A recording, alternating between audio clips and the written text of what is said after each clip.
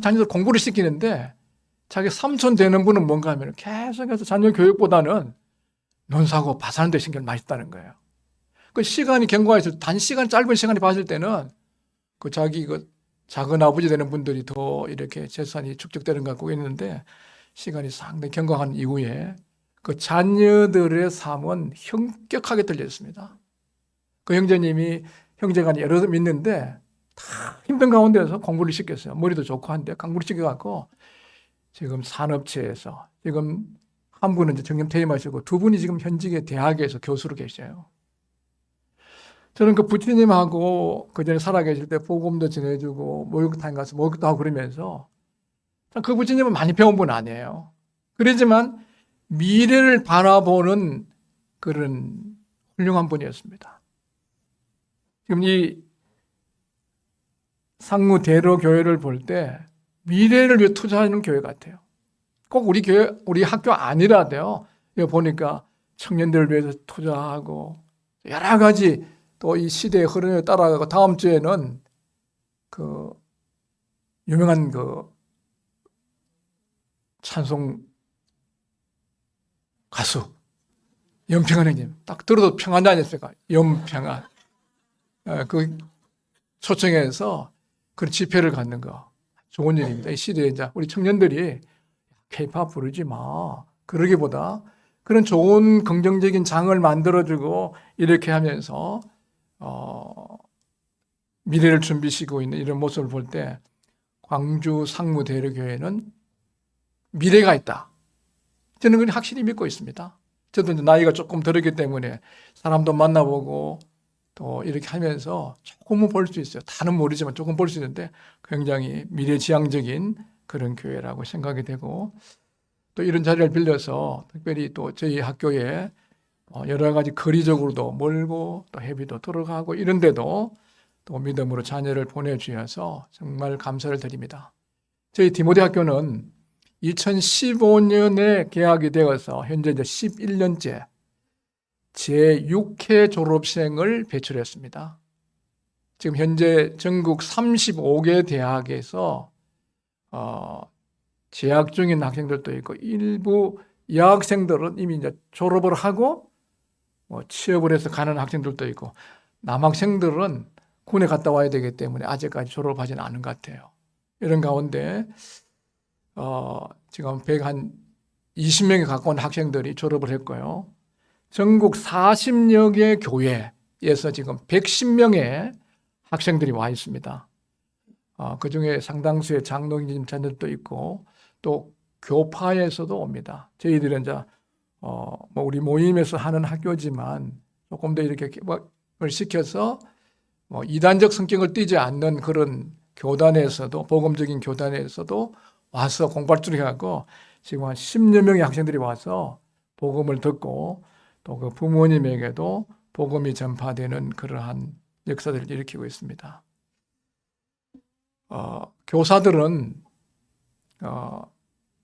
정식으로 근무하는 이런 교직원이 한 22명 되고요. 8명의 또 강사 형제님들이 외부에서 왔어요. 우리 주를 위해 세워진 하나님의 백성을 준비시키는 그런 일을 위해서 30여 명이 지금 함께 이렇게 힘을 쏟고 있습니다. 다시 한번 우리 상무대로 교회에서 성도님들이 물심양면으로 또 이렇게 기도해 주시고 후원해 주시고 자녀들을 보내주신 것에 대해서 진심으로 감사를 올립니다. 저는 지금 오늘 짧은 시간에 로마서 12장을 통해서 12장 1, 2절을 통해서 말씀을 나누도록 하겠습니다.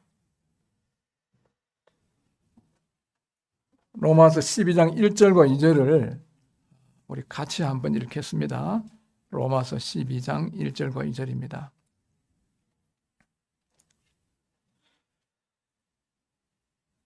시작.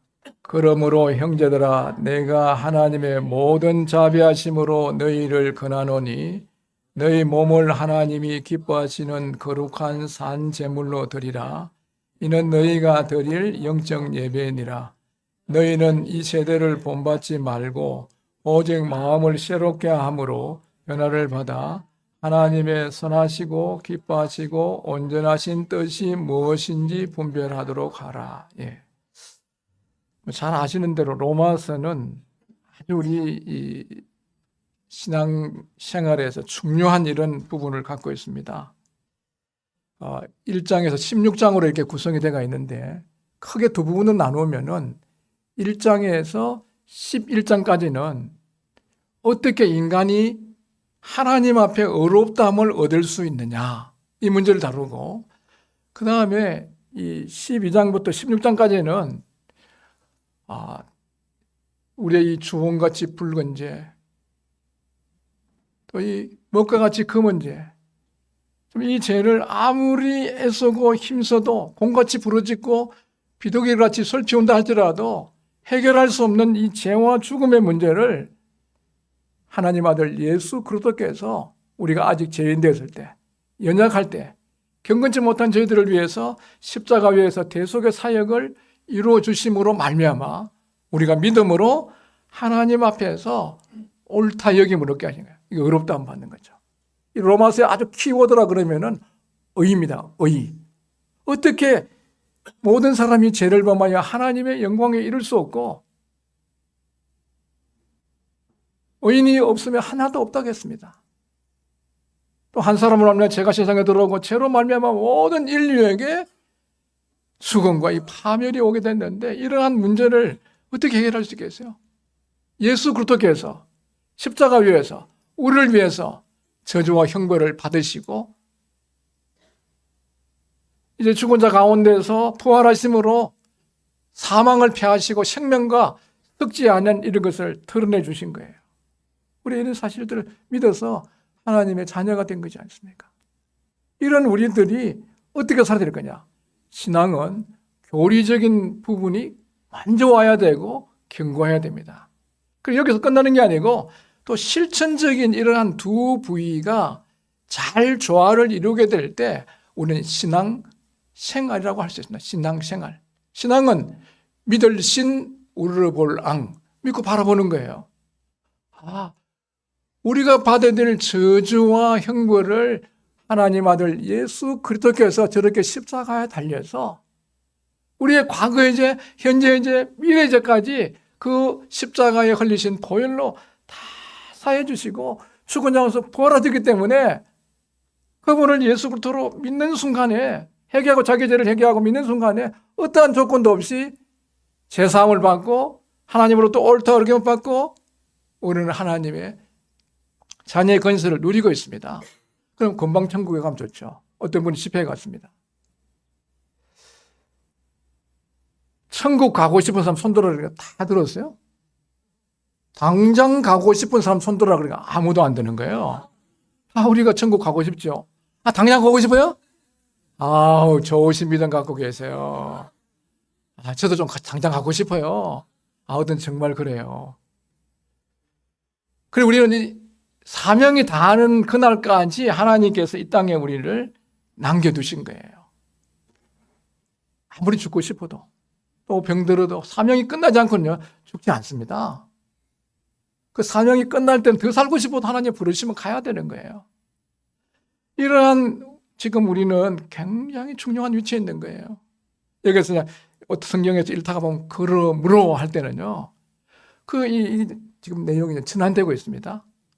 우리 도저히 해결할 수 없는 죄와 죽음의 문제, 죄 형벌의 문제 다 해결해 주시고 우리를 의롭다고 해주신, 우리를 하나님의 자녀로 삼으신 이 분을 믿는 이러한 우리들이 이 땅에 이제 어떻게 살아야 되겠느냐는 묻는 질문입니다. 1절, 2절은요.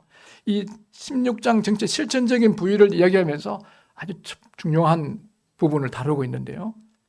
이 성경은 항상 본질을 먼저 다루고 있습니다. 그 고린도서 12장에도 보면은 은사에 대한 부분을 다루고 있는데 그 은사는 믿는 사람만 받는 게 아니에요. 귀신들도 은사 줍니다. 마귀도 은사 줘요. 방언? 기독교만 방언 있는 게 아니에요. 귀신들도 방언하게 만듭니다. 지금 어제 방언하는 그런 방언들은 깨구리형 받아서 한테 따따따또또또 이러는데 그건 진짜 방언 아니고요. 그 당시에 방언은 언어를 안 배웠지만 실제적으로 그 나라 말하는 거예요. 그런데 이 방언한다고 해서 다 하나님으로부터 온 거냐? 아니라는 거예요. 그래서 12장 1, 2절에 뭘 얘기하는가 하면 그 영이 성령으로 말미암지 테스트해 보는 것처럼 아니, 본질을 다루고 있죠. 여기서도 우리 구원받은 성도들은 신앙생활에 아주 이 본질적인 이 부분이 처음에 시작이 잘 돼야 되는 거예요. 저희들 학교에서 교육하면서 뭘 많이 다루고 있는가 하면은 기본에 대해서 많이 교육을 합니다. 기본. 신앙이든 인격이든 학업이든 기본이 안 되면요. 안 됩니다. 그 다음에 어떤 큰 일보다는 적은 일에 충성하게 만들고 또 그 다음에 외면적인 화려함보다 내면에 충실한 내공이 있는 거예요. 근데 오늘날 굉장히 외적으로는 화려한데 내공이 조금 너무 약한 시대에 살고 있습니다. 왜냐하면 속 사람이 약하기 때문에 그런 거예요.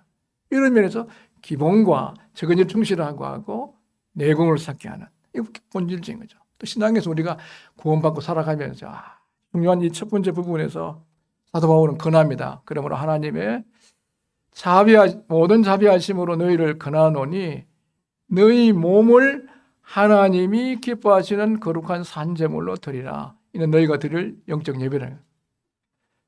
우리는 옛날에 어떻게 살았습니까? 우리 자신을 위해 살은 거예요. 왜 성내입니까? 내 마음대로 안 되니까. 왜 거짓말합니까? 내가 불리하니까. 왜 불평합니까? 내 마음 생각도 안 되니까. 왜 질투합니까? 나보다 다른 사람이 잘나 보이고 공부 잘하고 나아 보이니까 질투하는 거 아니에요. 그 뿌리로 들어가 보면 누구예요? 네, 나 자신의 이 자아라는 거 아닙니까? 우리는 그전에 자기 자신을 위해 살은 거예요. 죄의 종이 돼갖고 불의의 병기로 들어져 갖고 자신을 위해 살아온 거예요. 이게 죄입니다. 일반적으로 세상에서 볼 때는 너무나 자연스럽고 그렇게 살아라 그러고 그걸 추구해 가지 않습니까? 그러니까 이게 죄죠. 우리 인간은 만물이 그로 말미암고 그를 위해 창조된 거예요. 나 자신을 창조된 거 아니에요. 우리는 그분이 나의 창조적인 걸 알고 또 그분이 나를 지으신 창조의 목적대로 그분을 위해서 그분이 주인되어 살아가는 거 이게 얼마나 놀라운 일입니까? 그게 우리가 이제 어떻게 합니까? 로마서 10장 9절에 너희가 만일 예수를 주로 시인하며 또 그를 죽은 자 가운데서 살리신 것을 네 마음에 믿으면 구원을 얻으라는 거예요. 이 구원받았다 했을 때는 뭡니까? 죄를 회개하는 거 포함하죠. 뭔가 주인이 바뀌는 거예요. 옛날에 내가 주인 되어 살아가던 삶을 이제는 정말 이 천지를 창조하시고 그분이 인간의 몸을 입으시고 이 땅에 오셔서 우리가 받아야 될 저주와 형벌을 다 받으시고 죽은 자 가운데서 부활하신 이 예수 그리스도를 자기 개인의 구주로 주님으로 영접하게 될 때 우리는 구원받을 수 있는 거 아닙니까? 뭐가 바뀌냐? 주인이 바뀌는 거예요. 주인. 구원받았는데 주인이 안 바뀌는 삶은요. 믿은 것 같은데 삶의 변화가 일어나지 않습니다. 그러니까 구원이 아니라고 말하기는 어렵지만 삶의 변화가 일어나지 않는 거예요. 그럼 많은 갈등이 있습니다. 왜냐하면 두 주인이 싸우잖아요. 옛 내 자아와 또 새로 들어온 이 주님이 다투는 거예요. 우리는 여기 제일 처음 중요한 게 뭔가 하면 여기서 말씀하기를 너희 하나님의 모든 자비하심에 너희를 권하노니 너희 몸을 하나님이 기뻐하신 거룩한 산제로 너희 몸이라 했을 때 우리 몸만 얘기하겠습니까? 전생애의 구간에서 그분의 주권을 인정하고 우리 삶을 드리라는 거죠. 이거는 뭐 하는가 하면은 너희의 드릴 영적 예배다. 이러면 영적 예배라는 거예요. 우리 조금 말이 어려운데 이건 오늘 헬라의 그 의미에서는 두 가지 의미로 또 전유가 있습니다. 합당하다. 아니 그분이 나를 위해 창조하신 분이시고 그분이 나를 위해서 죽으시고 그분의 피를 흘려서 나를 구속하신 그분을 내가 믿고 그분에게 내 생애를 다 드리는 것 이거는 너무 이치에 맞고 사리에 맞고 합당하다는 거예요. 다른 버전의 번역에는 보면은 이렇게 되어놨어요. 리저너블 서비스라는 리저너블. 합당하다는 겁니다. 당연하다는 거예요. 중국말로 하면 리수와 당난다는 거예요. 너무나 사리에 맞고 합당하다는 거예요. 아니 태어난 우리가 존재하는 그 자체로서만도 피조물로서 영광인데 거기다 우리를 구속해서 하나님의 자녀로 삼으시고 또 우리에게는 놀라운 계획을 갖고 계신다는 거예요. 이런 분에게 내 자신을 드린다? 이거는요, 너무너무 영광스러운 겁니다. 우리 청년들 지금 생각하자. 여러분, 무슨 대학 나왔는지, 어떤 가문에 있는지, 뭐 여러분의 스펙 그거 너무 중요하지 않습니다. 정말 중요한 건 뭔가 하면요, 여러분 이 창조주 되신 예수 그리스도를 알고 여러분 자신을 주님에게 전생애를 한번 드려보세요. 드린다는 의미, 우리 전생에 드린다 어떻게 해요? 나의 재능과 은사와 시간과 물질과 내 생의 야망까지 그분에게 다 드리는 거예요. 저는 이 예수 그리스도를 만나고 나서 청년의 시절에 많이 울었습니다. 뭐 슬퍼서 우는 게 아니에요. 막 어디 기도 드리고 나면은 여기 밑에 보면 콧물 눈물이 막 떨어져가 있어요. 왜 그랬냐? 저희는 정말 우상을 섬기는 조상 대대로 우상 섬겼습니다. 눈이 있어도 보지 못하고, 귀가 있어도 듣지 못하고, 입이 있어도 말도 못하고, 코가 있어도 냄새 맡지 못하고, 손이 있어도 만지 못하고, 팔이 있어도 걷지 못하는 그거 이렇게 되잖아요. 그런 중학교를 그런 데 다녔습니다. 그리고 거기서 봉사하고 또 그런 가정 환경에 있었고 또 유교적인 영향을 받아서 조상 섬긴다는 그런 명분 하에 한 달에 한 번씩 제사를 드렸습니다. 그 우리가 명분적으로 보면은 조상에게 제사한다 그러지만 귀신에게 절하는 거예요. 또 거짓된 그런 종교를 믿고 이렇게 하면서 살아오다가 이 예수 그리스도를 만나고 나서 정말 저주와 형벌을 받아도 할 말이 없는 저희에게 은혜를 베풀어 주셔서 구원해 주신 것에 대해서 너무 감사한 거예요. 지금 제가 어떻게 살아야 되겠습니까? 그런 생각하면서 청년의 시절에 눈물을 흘리고 이렇게 했습니다. 그러다가 어느 날 처음에는 저는 이런 진리를 잘 몰랐습니다. 그러다 보니 시간이 경과하면서 정말 이제 내 자신을 주님 앞에 그분을 알아가면 알아갈수록 그분의 사랑에 대해서도 깨달을수록 이제 내가 내 자신을 위해 사는 게 아니라 정말 내 생애를 드리고 싶었습니다. 첫 번째 이유는 우리 조상 대대로 하나님이 가장 싫어하는, 사람들이 볼 때는 그렇게 뭐 흉악한 죄인이라고 하지 않지만 하나님 보실 때는 우상 숭배에 귀신 섬기고 온 죄를 지으면서 살아간 거예요. 이런 데서 구원해 주신 하나님께 대한 고마움. 두 번째는 뭔가 하면요, 이 성경을 보면서 뭔가 하면 이 인생이 여기만 아니구나. 보이는 건 잠깐이요. 보이지 않는 영원한 생애가 있구나. 단 한 번의 생애, 짧은 생애, 신속히 가본 이 생애에 내가 뭘 해서 될 거냐. 정말 이 세상에 잠시 지나고 없어질 그런 것이 아니라 하나님의 뜻 가운데서 영원한 것을 위해서 살고 싶은 그런 마음이 있었습니다. 그래서 저는 주님 앞에 기도했습니다. 주님, 저도 주님이 33세에 모든 하나님의 사역을 마치셨는데 저도 33살쯤 돼갖고 저희 생애를 완전히 드리고 싶습니다. 이렇게 기도를 했는데 하나님께서 그 기도 들으신 것 같아요.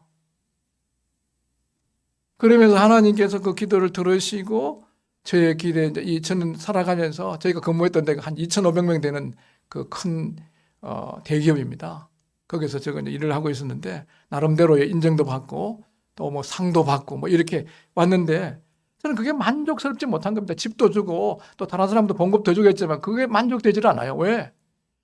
이 짧고 신속히 지나가는 이 한 번의 생애에서 뭘 해 살아야 되겠냐. 지금 하고 있는 내 일이라는 게 중요한 일이지만 이건 내가 아니라도 또 이 전문 지식을 갖고 있는 사람이 하면 되는 거지만 우리가 해야 되는 이 이뤄진 영혼들에게 복음을 전파하고 몸된 교회를 세우는 이런 일들을 위해 갖고 아직 복음을 듣지 못한 이런 지역에 가서 복음을 전파하는 이런 일들을 위해 갖고 살고 싶은 그런 마음이 생겼습니다. 그런데 제가 전 성경을 이렇게 보니까 모든 역사가 하나님의 이 구원의 경륜을 따라서 하나님의 계획대로 이루어지는 거예요. 사도행 1장 8절에 보면은 오직 성령이 너희에게 임하면 너희가 권능을 받고 온 유대와 사마리아와 땅끝까지 이르러 내 증인이 되리라 했습니다. 이 되라고 한 게 아니에요.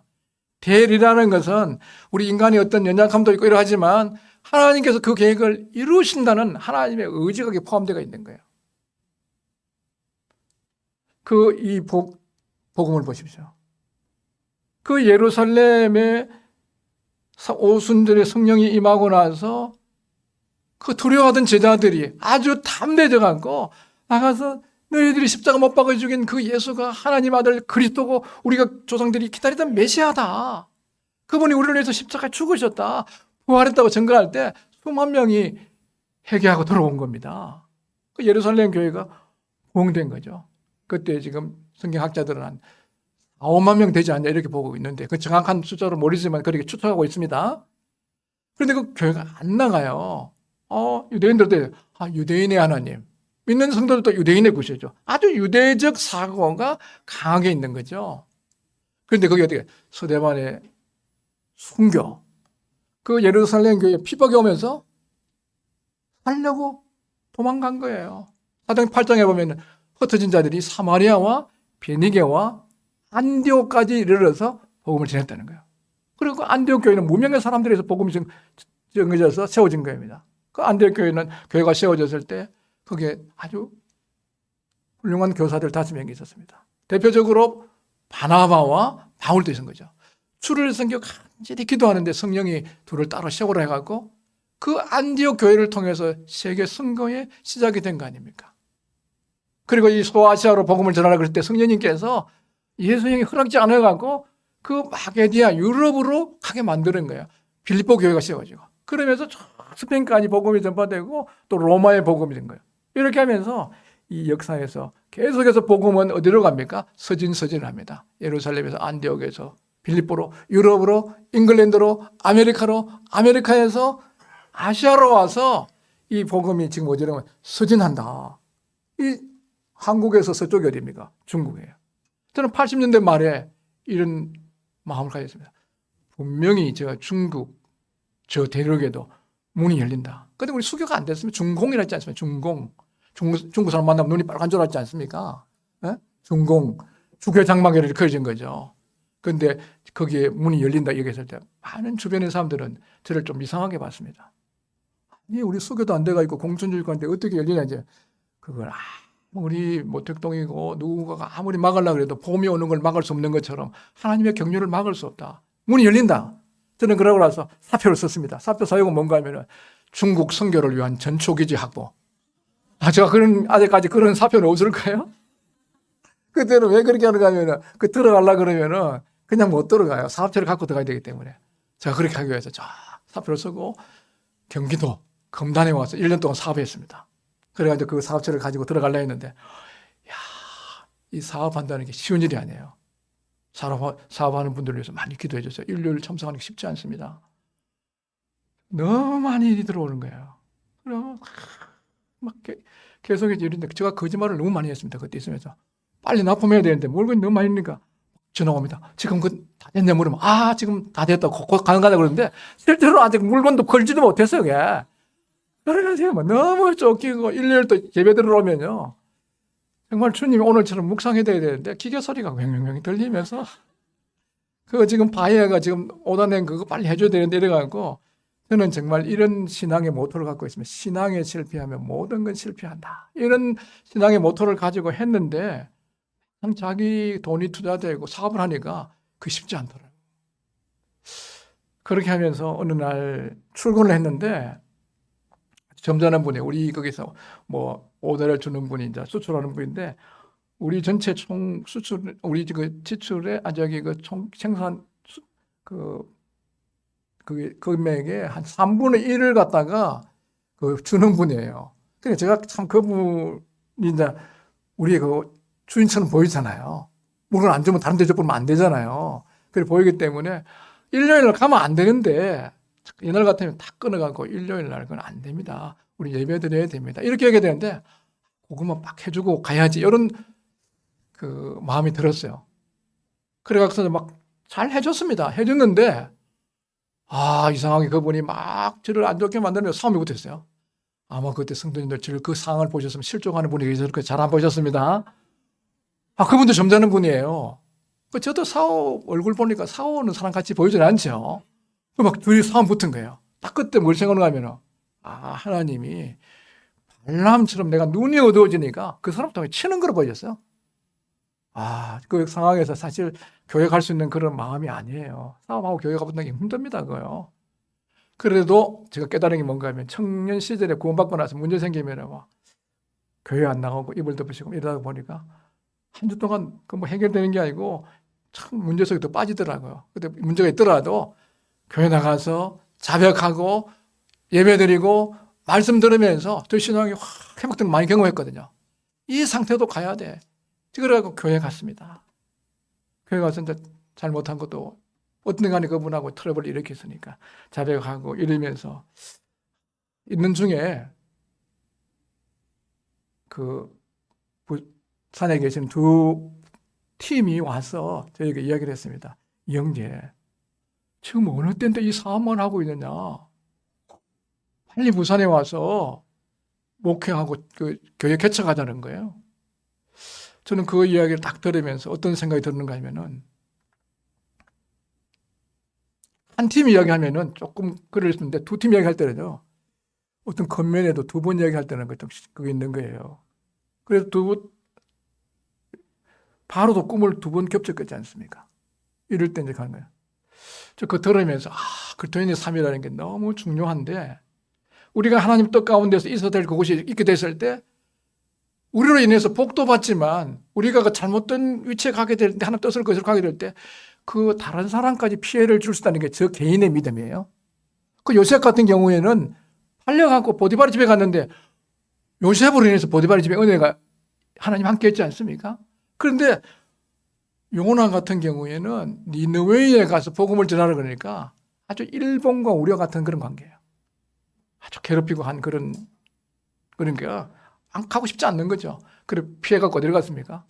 다시스로 가버린 거예요. 가서 이제 마침 나가보니까 항구에 배가 있는 거 아니야. 배 타고 지금 누구 자니까 막 그 일기예보에서는 전혀 그런 예상이 없었는데 뭐 태풍이 불어가고 큰일 난 거 아니에요? 그때는 안 믿는 사람들도 뭐 이렇게 약간 그런 걸 느꼈는가 제비를 뽑아보니까 누가 걸렸죠? 요나 걸린 거예요. 그 요나가 불순종해갖고 무역하는 사람들 무역 다 망친 겁니다. 그거. 안 그래요? 저는 해석을 그렇게 하고 있습니다. 그래도 우리 그리스도인의 삶이라는 거 정말 축복의 통로지 않습니까? 제대로 그 위치에 있으면요. 망한 일도 일어나고 또 깨지는 가정도 새로 세워지고 그렇지만 우리 그리스도인들이 하나님 뜻을 거스르고 잘못 살게 되면 잘 돌아가는 그 무역하는 그 사람들도 어려움 당하게 되구나. 이렇게 해서 전 내려와서 그 주님이 부르시면 이제 그거 하고 제가 이제 중국에 가려고 했는데 바로 하나님이 안 부르시더라고요. 제가 그때 만약에 들어갔으면 제가 나중에 이제 그 8년 후에 가게 되는데 그때에 만약에 저 뜻대로 갔으면요. 돈도 다 날려버리고 신앙도 다 날려버리고 엄청나게 심해 될 뻔했어요. 중국 분들 만만하게 보면 안 됩니다. 우리 대한민국에서 제일 세계에서 사람들 중에서 겁 없는 사람이 대한민국 사람이래요. 왜냐하면 일본이 엄청나게 무서운 나라입니다. 그 다음에 중국도 마찬가지예요. 중국 놈 나와. 일본도 나와봐라 그래. 그래서 뭐 일본이 뭔가 하면 기초산업 분야에서요. 노벨상을 26개나 받았습니다. 우리 하나도 못 받았어요. 지금 뭐 김정은 대통령이 평화상도 받고 이렇게 했지만 실제적인 과학, 의학, 연구 분야에서는 하나도 없어요. 중국은 얼마나 큰 나라인가 하면요. 할빈에 영하 30도인데 비행기 타고 내려가면 광동성 내려가면 이렇게 티셔츠 입고 다닙니다. 비행기 타고 5시간 걸려요. 우리 면적의 국토가 96배입니다. 인구가 30배입니다. 어마어마한 나라예요. 우리 잘 알고 대처해야 되는 그런 필요한데요.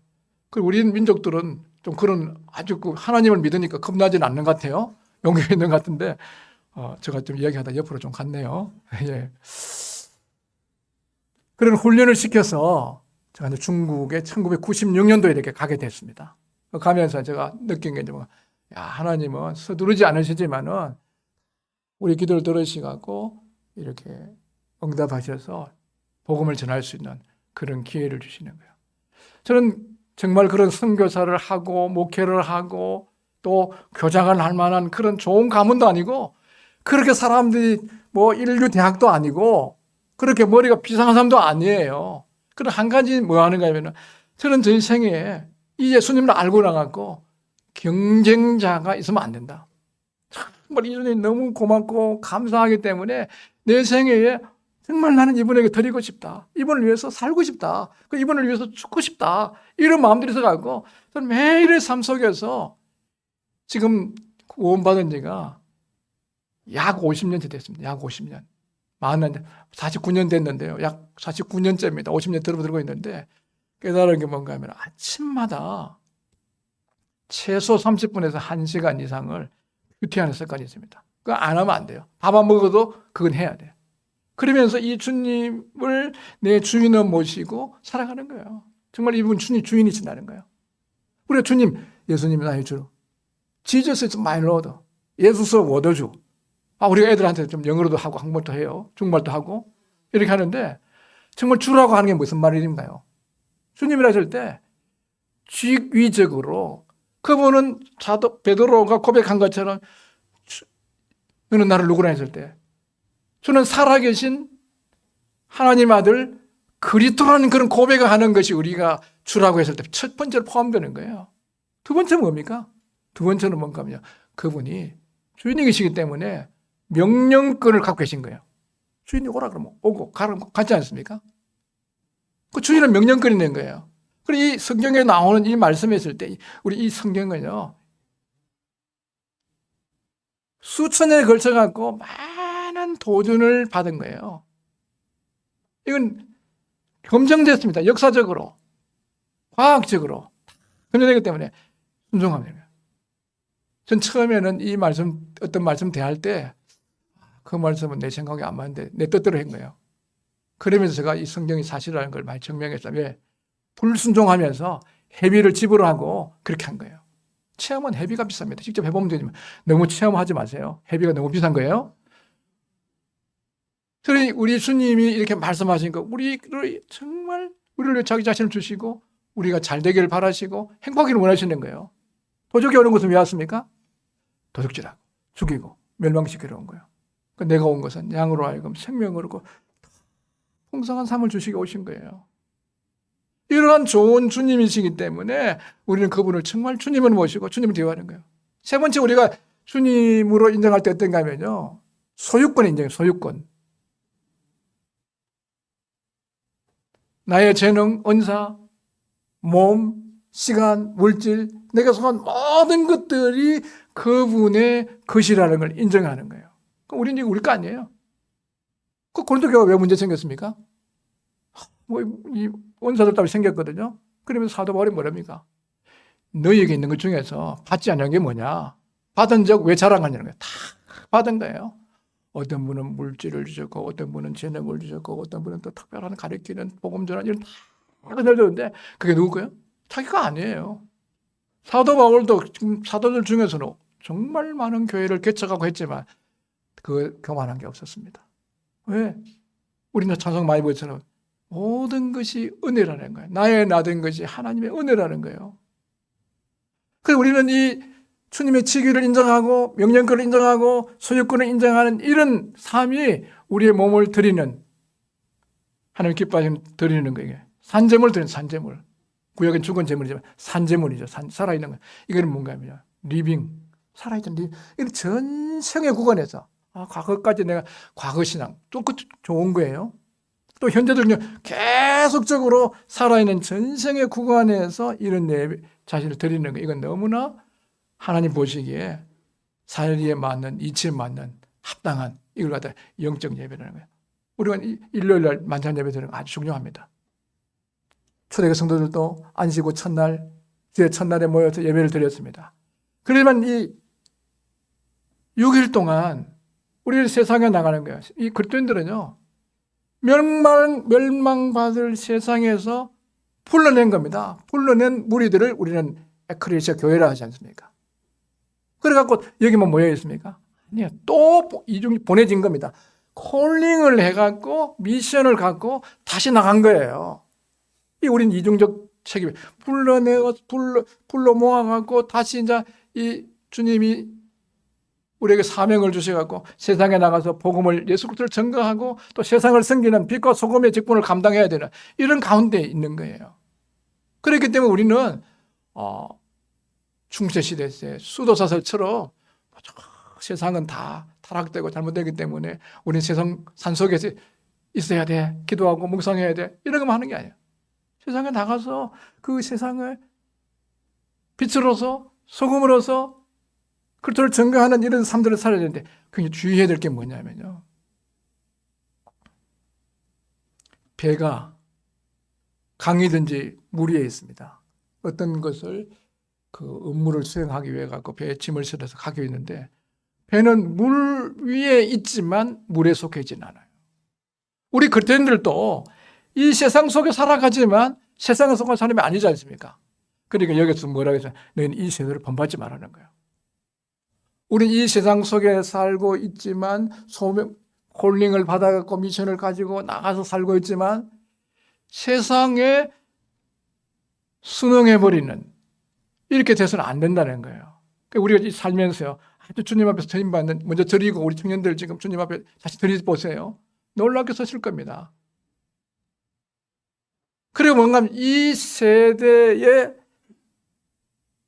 그 가치관, 세계관에 이해 갖고 여러분들을 조용시켜서는 안 된다는 거예요. 이 세대를 본받지 말라. 그래서 우리는 뭘 해야 되냐면 이 세대에 흐르고 있는 이 시대적 정신 혹은 시대 철학, 시대 사조 이렇게 말할 수 있습니다. 이런 것들이 지금 아주 강력하게 흐르고 있습니다. 여기에서 우리가 세소가 되어버리면요, 아무리 뛰어난 은사와 재능을 갖고 있다 할지 하나님 선언들 부적합한 거예요. 왜? 하나님은 거룩하시기 때문에 하나님 선언 조건이 뭔가 하면 창세기로부터 요한계시록에 이르기까지 하나님의 거룩성을 상실하고 일하는 건 없습니다.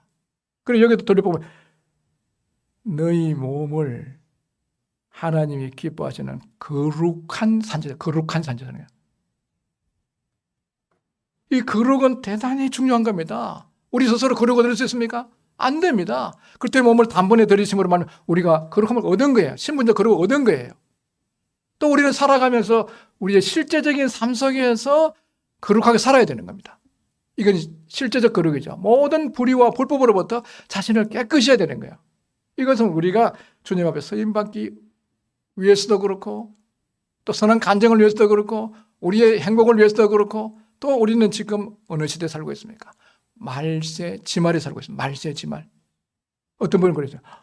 아니 30년 전에도 예수님 오신다고 이야기했어. 아니 30년 전은 아니고 2000년 전에도 오신다고 얘기했습니다. 예수님 오신 것이 말세예요. 여기 저 자신 한번 보세요. 말이라고 생각합니다. 말이라고 생각합니다. 말이 있는데 이 꼬리예요. 여기는 뭡니까? 여기도 꼬리예요. 여기도 뭐예요? 꼬리예요. 여기는 뭐예요? 꼬리예요, 꼬리. 예수님 오신 게 벌써 말세인데 우리는 지금 꼬리에 꼬리, 그런 말세 지말에 살고 있는 거예요. 성경에는 예수님 오신다는 말씀이 318회나 언급하고 있습니다. 구원에 관한 교리를 제일 많이 언급하고 있고 두 번째 다루고 있는 게 예수님 요즘 오신다는 거예요. 정말 지금 오실 때가 너무너무 가까웠습니다. 그 성경 예언들이 다 진행이 되고 있는데 중동에서 일어난 일 보세요. 특별히 이란과 이스라엘에서 일어나고 있는 그걸 잘 주목해보면요, 성경의 예언이 얼마나 가까이 왔는 걸 볼 수가 있습니다. 저는 이 시간이 아니기 때문에 그런 말씀 다 못 드리고요. 정말 가까이 온 거예요. 그럼 어떻게 살아야 되겠죠? 지금 학생들 공부 안 하고 복음 전에 다니고 일하는 분들 사업 안 하고 그래야 하는 게 그거 아니에요. 일하는 분들 열심히 일하셔야 돼요. 공부하는 성도 열심히 공부해야 돼요. 그러나 우리는 뭔가 하면요, 정말 우리가 살고 있는 이 시대가 주의 오심이 너무나 가까이 와 있는 굉장히 가까운 시점에 있는 겁니다. 그럼 우리가 어떻게 살아야죠? 저는 그 성경 예언을 좋아하고 많이 봤는데요. 주님이 언제 오시나 뭐 이런 여러 가지가 있는데 성경 예언하고 관련돼가 있는, 특별히 재림에 관련돼가 있는 구절 다 뒤에 보면 뭔가 하면 거룩한 삶입니다. 그 요구하고 있는 대부분의 말씀들은요, 뭐와 관련되어 있냐? 거룩한 삶과 관련되어 있는 거예요. 사랑하는 자들아, 우리가 지금 하나님의 자녀라 장래에 어떻게 될지 아직 나타나지 아니하였으나 그가 나타나시면 우리가 그와 같을 줄 아는 것은 그의 참모습 그대로 볼 것임이라. 주를 향하여 이 소망을 가진 자마다 그의 깨끗하신 같이 자기를 깨끗하게 한다고 요한 3서 1서 3장 2절에 말씀하고 있는 거예요. 그 우리 거룩한 삶, 이 세속화 되지 않는 것은 굉장히 중요한 거예요. 이 시대는 아주 강력한 시대 정신들이 지금 교육 포스트 모더니즘 들어보셨지 않습니까?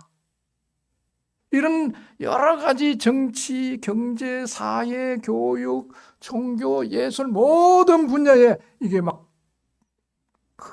대세를 이루고 나가고 있는 거예요. 지금 한국에 우리 상무 대력위원은 좀 예외적인 것 같아요. 아주 준비를 잘 하시니까 그런 것 같은데 지금 일반적인 거 얘기하는 거예요. 코로나 상황에서 6만 5천 개 교회 중에서 10,000개가 소실됐습니다. 10,000개 교회가 소실돼 버렸어요. 어떻게 하느냐?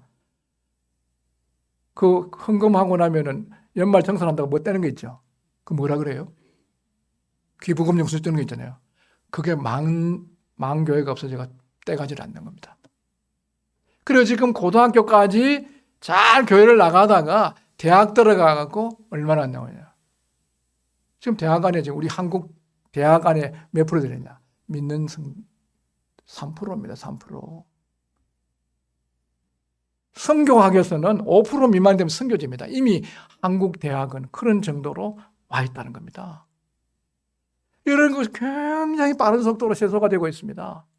이런 데를 우리가 청년들을 잘 하셔야 이 청년들의 특별히 뭔가면요. 우리가 많이 쓰고 있는 스마트폰. 얼마나 우리의 삶을, 시간을 많이 재밌잖아요. 요새는 AI 선생님이 계시갖고 내가 보고 싶은 거 하나 보고 나면 다 물고 와요. 또 보고 이러다 반나절 가버려요. 오늘날 성도들은 어떻게 되냐. 이 삶 속에서 생각의 깊이가 얕아져 버리는 거예요. 그럼 뭘 듣는가 하면요. 진리의 말씀 듣기를 별로 안 좋아해요. 그래도 오늘 여기 와서 강주 상무 데려와서 보니까 눈빛을 보니까 다 말씀을 사모하는 눈치 한 번도 주무시는 분이 안 계세요. 네. 그래서 지금 그렇지 않습니다. 마지막 때 되면요. 이 디모데 후서에 나오는 말씀대로 말세에 고통할 때가 이르니 사람들은 자기를 사랑하고 돈을 사랑하고 교만하고 비방하고 부모 거역하고 감사하지 아니하고 거룩하지 아니하고 무정하며 원통을 풀지 아니하며 모함하며 절제하지 못하며 사나우며 선한 것을 좋아하지 아니하며 배신하며 조급하며 자만하며 쾌락 사랑하기를 하나님 사랑하는 것보다 더하고 경건의 모양은 있으나 경건의 모양 영역은 부인하니 이 같은 자들에서 내가 돌아서는 이게 마지막 시대에 나타날 시대적 사조입니다. 19가지의 불경건한 사람들의 특징들이 왜 너 말세에 고통할 때가 이런 거 알아라는 거 왜 알아 그랬어? 이런 걸 대비해 갖고 그렇게 살지 말라는 거 아니겠습니까? 특별히 우리 청년들, 우리 성도님도 그래요. 지금 우리가 또 살아가면서 깊이 주님을 묵상하고 생각해야 되는데 생각의 깊이를 지금 못 갖게 만듭니다. 구도대로 복음 전해보자. 잘 안 돼요. 옛날에는 복음 전하면 싹 되는데 왜 안 되느냐? 그 말씀 잘 들었는데 조금 나가갖고 뭐 또 동영상 보고 뭐 보고 하면서 이 생각이 다 흐트러져 버려요. 이런 시대에 살고 있거든요. 이게 안 믿는 사람 구원받기도 어렵지만요. 믿는 성도님들이 정상적으로 거룩하고 경건하게 살기가 그렇게 쉽지 않다는 거예요. 특별히 이런 면에서 우리는 이 영상, 이 유튜브 여기 우리가 쓰고 있는 이런 스마트폰에 대해서 잘 절제하는 힘이 굉장히 필요합니다. 우리 애들한테도 우리 아이들 학교에서는 뭐 스마트폰 아예 안 쓰는데 집에 가서 보니 우리 애들도 꽤 쓰는 것 같아요. 그 집에 가서 쓰는까지 제가 말할 수는 없는데 하여튼 이 절제력이 굉장히 필요하죠. 이 절제력은 성령의 마지막 9가지 열매 중에서 절정입니다. 절정. 왜 성령의 열매라 그랬겠어요? 열매라는 것은 성령의 은사는 믿으면서 그냥 주어져요. 열매는 농부가 부지런히 가꾸지 않으면요 좋은 수확할 수가 없는 겁니다. 우리가 이 경건에 연습을 하고 훈련해갖고 이렇게 될 때 절제가 뭡니까? 우리가 셀프 컨트롤이죠. 셀프 자기 톡 글자하는 거예요. 그 해야 되는 것은 하고 싶지 않아도 하는 거예요. 하지 말아야 되는 것은 하고 싶어도 안 하는 힘입니다. 이런 힘들을 갖고 훈련하지 않으면 우리가 이 세대를 우리도 모르는 가운데 닮아버려요. 지금 시간 이제 말씀 줄이겠습니다. 우리 청년들 미래 불안해하지 마십시오. 왜 불안하지 말 거냐면 로마서 12장 2절을 보시면은 끝에 보면은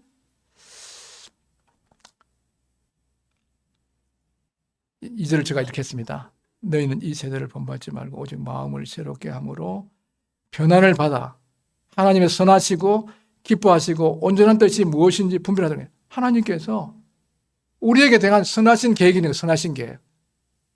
선이 뭐예요? 이게 선은 영어로 하면 good이에요. good. 아니 좋으신 하나님이 어떻게 여러분에 대해서 나쁜 계획을 갖고 계세요?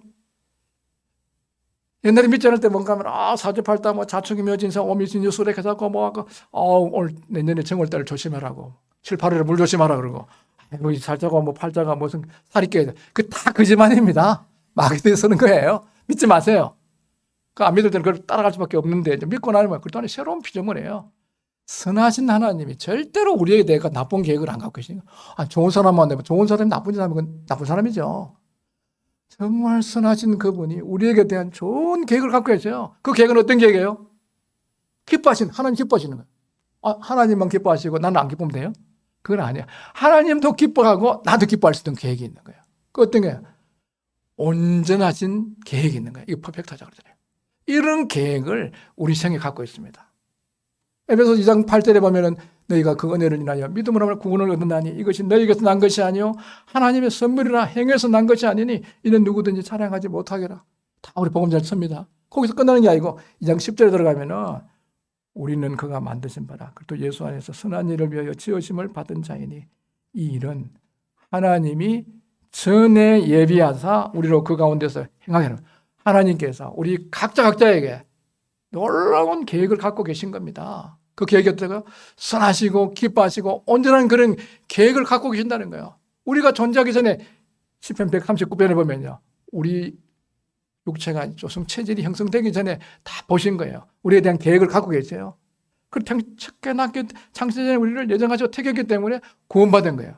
그리고 이제 새로운 피조물로서 하나님의 놀라운 계획을 우리를 통해서 이루어가기를 원하신다는 거예요. 그때 우리 미래에 대해서 불안할 필요 없습니다. 걱정할 필요가 없습니다. 그 계획이 뭔지를 잘 알고 살아가는 사람이 성공적인 삶이에요. 그러기 위해서 뭐냐? 첫 번째 우리 자신을 어떻게 조건 없이 드려야 돼요. 우리 몸을 조건 없이 드리는 거예요. 왜? 원래 그분의 것이니까. 또 우리 주님 피로 사서 우리를 드렸기 때문에 다시는 우리 자신을 위해서 살지 않고 그분을 위해서 사는 거예요. 그리고 우리가 이 세상에 살면서 도피주의자가 아니라 또 한편으로 세속에 순응하는 순응주의자가 아니라 이 세대로부터 자신을 깨끗이 하는 거예요. 내가 그리고 너희도 거룩하라. 이런 삶들을 위해서 매일 날마다 우리가 말씀을 읽고 또 기도하고 잘못된 걸 자백하고 이러면서 우리 삶이 이렇게 영적으로 아주 밝아져요. 그러면 하나님께서 나에게 대한 계획이 뭔지 또 하나님이 이 교회를 향하신 계획이 뭔지를 보여주세요. 그 계획대로 따라가면 되는 거죠. 그 우리 인생입니다. 그 복된 거죠. 저는 저희 생애, 시간이 짧게 아까 간증 좀 하다가 조금 줄였는데요. 저희 생애를 다 좀 드렸는데 저는 후회함이 없습니다. 너무 감사하고 고맙고 이렇게 주님 섬길 수 있어서 감사하는 거예요. 근데 주님 앞에 안 드려져서 뭐였겠죠? 직업 좀 어떤 기업체 다니다가 뭐 나와갖고 무슨 일하다가 뭐 담배 먹고 담배 피우고 술 취고 이러다가 뭐 피 안 걸려가 죽었을지도 몰라요. 안 그러겠죠? 담배 많이 피우면 피 안 걸리죠. 안 그래요? 술 많이 먹으면 위 안 걸리고 그건 너무 확률 높은 거예요. 그 전 살아가면 지금까지 살면서 그래도 저 70을 바라보고 가는데 아픈 게 없습니다. 뭐 그렇다고 자랑할 게 아무것도 없이 전부 다 은혜입니다. 제가 건강한 사람 아니거든요. 그래서 술 안 먹고 담배 안 피우고 커피도 안 먹습니다. 카페인 있는 것도 안 먹습니다. 왜냐하면 그거 오래 살려고 그런 게 아니라 저는 지금 그리스도인들은 그래요. 더 살면 좋습니다. 뭐 죽는 게 두려운 게 아니고 주님 생길 때 이 몸이 말을 들어야 되는데 아이고 지금 혈압이 높아 그렇고 뭐 이런 게 안 되길 원해요. 그렇다고 지금 어떻게 될지는 모르지만 저는 하여튼 관리를 체연히 해가고 음식도 딱 한 70%만 먹습니다. 한 그릇 갖고 오면 딱 70% 먹고 조금 작게 먹어요. 그리고 부담 줄이고 다 해서 주님 쓰실 때까지. 공적인 사역에서는 어떤 기간에 끝나지만 그런 개인적인 사역에서는 주님 오실 때까지 계속해서 주와 복음을 위해서 살다가 죽지 않고 주님을 맞이하는 그런 생애가 되기를 바랍니다. 이번에 우리 어제 귀한 시간 또 허락해 주시고 오늘 또 이렇게 중요한 이런 시간에 함께 교제할 수 있어서 감사드립니다. 또 저도 상무대로 교회를 위해서 기도하겠습니다.